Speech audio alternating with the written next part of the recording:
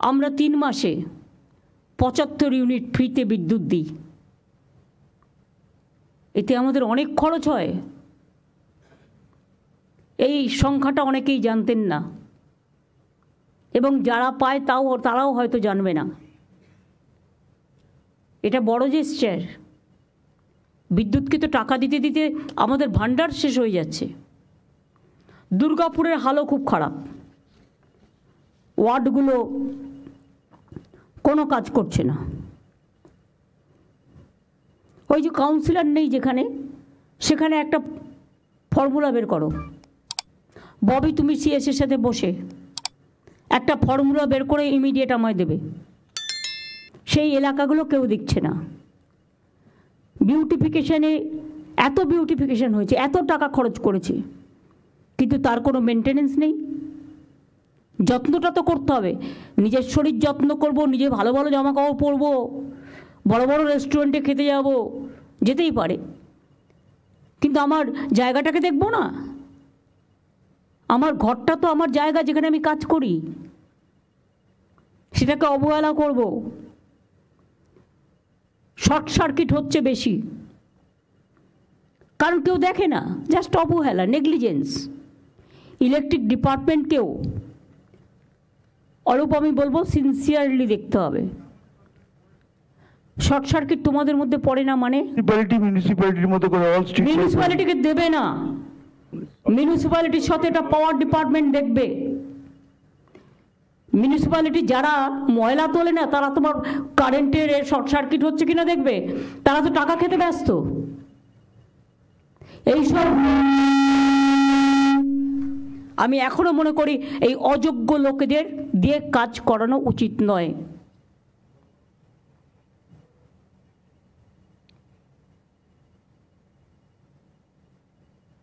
প্রত্যেকটা পুরসভায় গিয়ে মানুষ হয়রান হয়।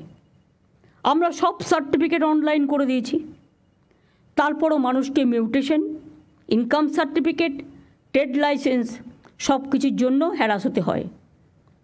কাজ করছে না পুরসভা, রাগ হচ্ছে আমাদের উপরে, গভর্নমেন্টের ফেস নষ্ট হচ্ছে। আমি তাকে কেন প্রোটেকশন দেব? গভর্নমেন্ট অনেক করেছে, এনাফ। এবার কিন্তু পেনাল্টি করব। ভালো করে ভিজিলেন্স করলে সব বেরিয়ে আসবে কে কোথা থেকে কত নিয়েছে।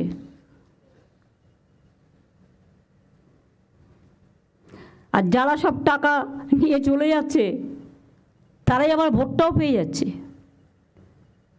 অন্যকে চোর বলছে, নিজে বড় ডাকাত। আমাদেরও কিছু কিছু লোক তাদের কাছে টাকা সাপ্লাই করে, খবর আমি রাখি।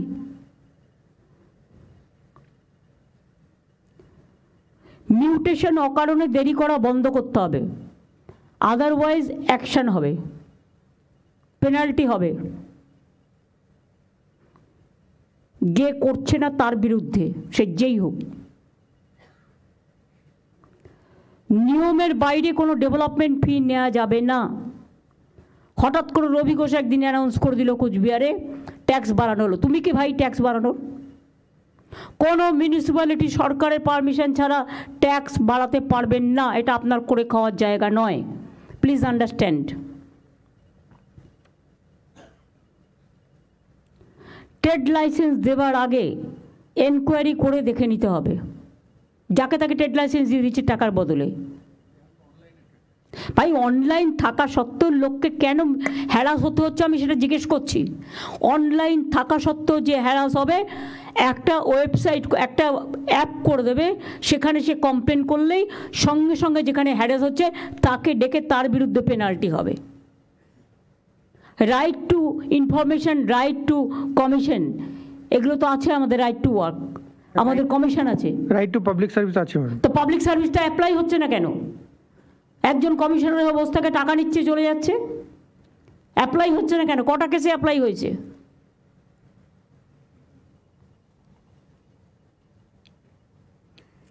প্রপার্টি ট্যাক্স কালেকশনও অনলাইনে হবে। বকেয়া কর আদায়ে কিছুটা রিলিফ দিন, তাহলে তারা বকেয়া করটা একসাথে যাদের জমে গেছে তারা দিয়ে দিতে পারবে। তা নাহলে তো তাদের অধিকারটা যে কোনো দিন খর্ব হতে পারে। বড়রা যারা করবে তাদের কেটে দিন, রেজিস্ট্রেশন হয়ে গেল। Government will not provide electric connection or water connection, হয়ে গেল। বড়রা যারা দেয় না, বাইরে থেকে এসে ঘরবাড়ি বানাবে আর মেনটেনেন্স করবে না, আর গভর্নমেন্টকে ট্যাক্স দেবে না, এ হয় নাকি? অন্য রাজ্যে তো জল স্নান করতে গেলেও 400 টাকা করে বালতিতে জল কিনতে হয়, আমাদের এখানে তো বিনা পয়সায় জল। বিদ্যুতের দামও চিৎকার করে করে, আমি সিএসসি কিছুটা করে, কিন্তু আমরা তো বেঙ্গল গভর্নমেন্ট করতেই দিই না।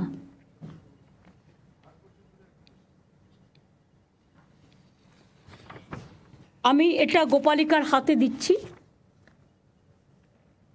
এই ইনস্ট্রাকশনটা থাকবে সবার জন্য, দিয়ে দাও গোপালিকার হাতে।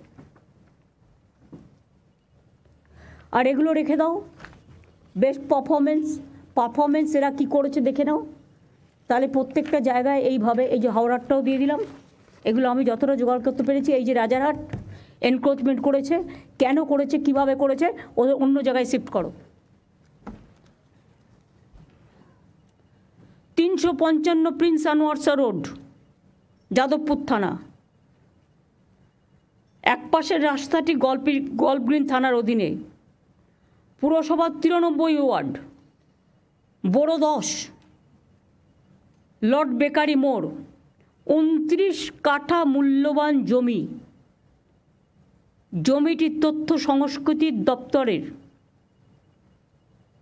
জমিটি সাংসদ সৌগত রায় 2018 সালে একবার জবরদখল মুক্ত করার চেষ্টা করেও ব্যর্থ হন। এটা এনকোয়ারি হবে, খুঁজে দেখো কে করেছে ইচ্ছা মতো। তথ্য সংস্কৃতি পাঁচিল, তথ্য সংস্কৃতি পাঁচিল করছে না কেন? তথ্য সংস্কৃতি নিজে দেয় না, নিজের যে জায়গাগুলো আছে সবই কি আমি করব?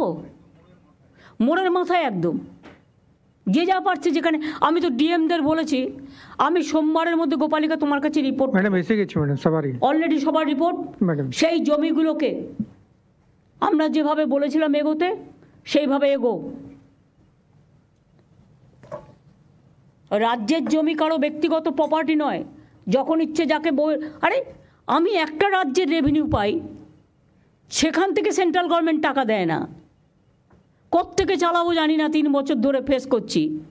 তার মধ্যে আরও 5টা রাজ্যের সব কিছু আমাকে টানতে হচ্ছে। লক্ষ্মীর ভাণ্ডারও সে পাচ্ছে, স্বাস্থ্যসাথীও সে পাচ্ছে, বিনা পয়সায় রেশনও সে পাচ্ছে। তো কোথার থেকে পাবো আমি এত টাকা? আমার কাছে তো সেই ট্রেজারই নেই যে আমি 5টা রাজ্যকে টানতে পারবো। থাকলে করে দিতাম। কেন্দ্রীয় সরকার তো আমাদের হাতে নেই, তারা তো আমাদেরই টাকা দেয় না। তো আমি 5টা রাজ্যকে টানবো কী করে? নিশ্চয়ই সে চিকিৎসা পাক আমরা চাই, আমাদের হসপিটালগুলোতে আসুক, পয়সা দিয়ে করবে, কোনো অসুবিধে নেই। আমাদের ঘাড়ের ওপরে আমি দেখছি যত বোঝা, এরপরে তো স্টেটটার আইডেন্টিটি নষ্ট হয়ে যাবে। বাংলায় কথা বলার লোকও খুঁজে পাবেন না। হিন্দি ইংরেজি আজকে সবাই জানে। আমি যে কোনো ল্যাঙ্গুয়েজকে ছোট করছি না, সবাইকে বড় করেই বলছি। মনে রাখবেন, প্রত্যেকটা স্টেটের একটা ওন আইডেন্টিটি আছে, একটা সংস্কৃতি আছে। অন্য সংস্কৃতিকেও আমরা ভালোবাসি, সম্মান জানাই, কিন্তু বাংলার আইডেন্টিটিটাকে নষ্ট করে দেওয়ার চক্রান্তে যারা লিপ্ত, আমি তাদের সকলকে সাবধান করে দিয়ে বলছি, অর্থের বিনিময়ে বাংলার আইডেন্টিটি নষ্ট যেন না হয়। This is my first and last word. এটাও তদন্ত হবে ইন আইএনসি ডিপার্টমেন্ট। দিয়ে দাও।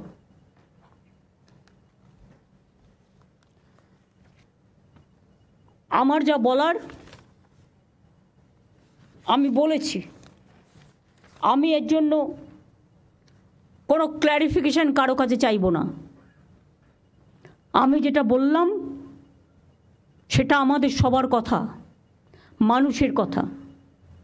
আমি সবাইকে বলবো এই কাজটা মন দিয়ে করতে। আর যারা করবেন না, আমাকে ভয় দেখাবেন না। আমি মানুষকে খুব ভালোবাসি, কিন্তু মানুষকে যারা ভালোবাসে না, আমার তাদের ছুঁড়ে ফেলতে 1 সেকেন্ডও লাগবে না। গভর্নমেন্ট কারো জন্য কোনো বদনাম নেবেন না। কিছু না করেও আমাদের বদনাম হচ্ছে।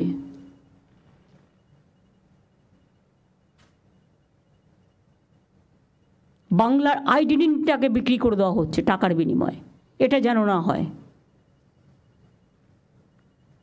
আশা করি আমার কথা সবাই শুনেছেন, জেলাগুলোও মন দিয়ে শুনেছেন, মিউনিসিপ্যালিটিগুলোও শুনেছেন। শুধু একটা ওয়ে আউট বের করো, যেখানে কাউন্সিলর নেই সেই কাজটা কি করে করবে। আর এসডিও যেখানে দায়িত্ব দিয়েছে, কেন তিনি কাজ করছেন না, শোকজ করবে।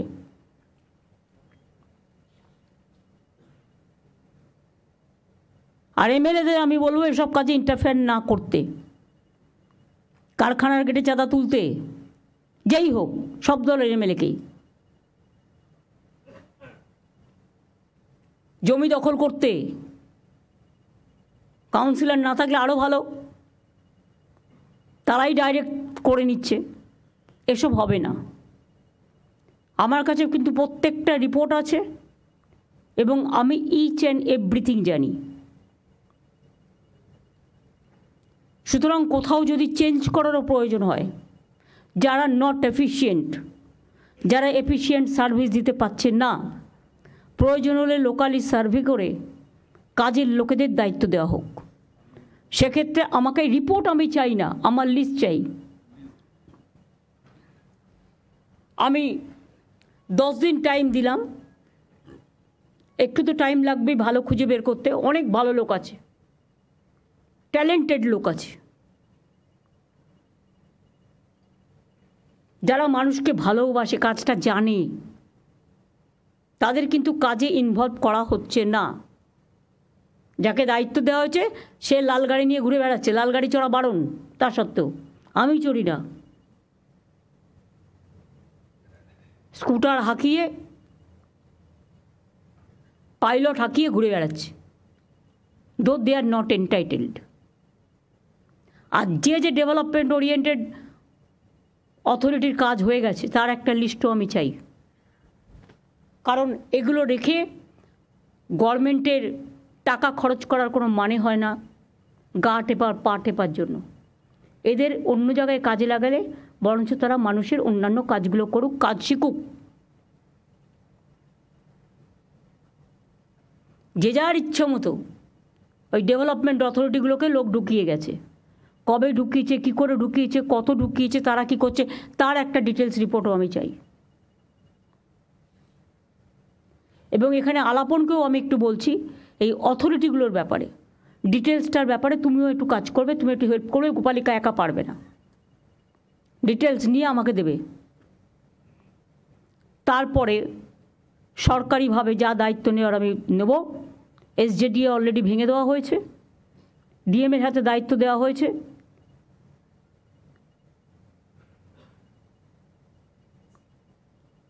এইভাবে অন্যান্য জায়গাতেও যার কাজ হয়ে গেছে সেখানে কোনো অথরিটি থাকার দরকার নেই, মানুষই হোক অথরিটি। আমার সেলফ হেল্প গ্রুপে মেয়েরা খুব ভালো কাজ করে, ছেলেরাও। আশার মেয়েরা কত ভালো কাজ করে, তারা যদি করতে পারে তাহলে পাবলিক ওয়ার্কটা রাস্তায় মিউনিসিপ্যালিটির চেয়ারম্যানরা বা যে যিনি দায়িত্বে আছেন তার কোনো দায়িত্ব নেই। আজকে বললাম, দুদিন বাদে ভুলে গেল, এবারে কিন্তু সেটা হবে না। আমি দেখব ডেভেলপমেন্ট কি হচ্ছে, আর না হলে আমি কিন্তু ভেঙে দেবো। পরিষ্কার বলছি, তখন আমায় কিন্তু দোষ দেবেন না। এবং সেক্ষেত্রে আমি আর তুমি করব না। দুটো মিউনিসিপ্যালিটিকে ডাক আমরা দিতে পারিনি, তার কারণ বাপি পরে আমি দিতে পারিনি, তার কারণ অন্য মিউনিসিপ্যালিটি আছে, তারা কিভাবে নেবে।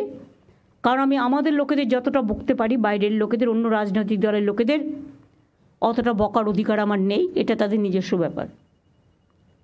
সেই জন্যই যাই হোক, তারা আমাদের সাথে যোগাযোগও রাখে না, তারা তাদের মতো ভালো করে কাজ করুক, শুভেচ্ছা থাকবে, দিস মাচ। আর পঞ্চায়েত এলাকাতেও উলগা আছে।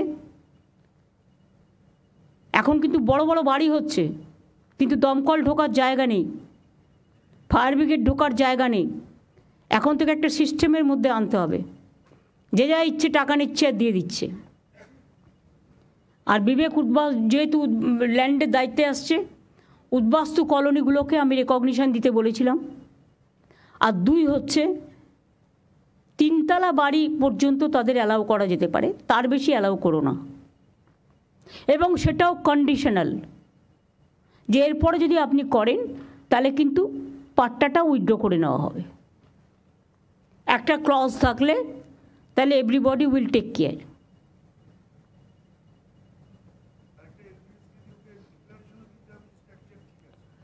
হ্যাঁ, স্ট্রাকচার ঠিক আছে, ফায়ার এটা ঠিক আছে, ইলেকট্রিফিকেশনের দিক থেকে ঠিক আছে, তার একটা ডিক্লারেশন দিতে হবে,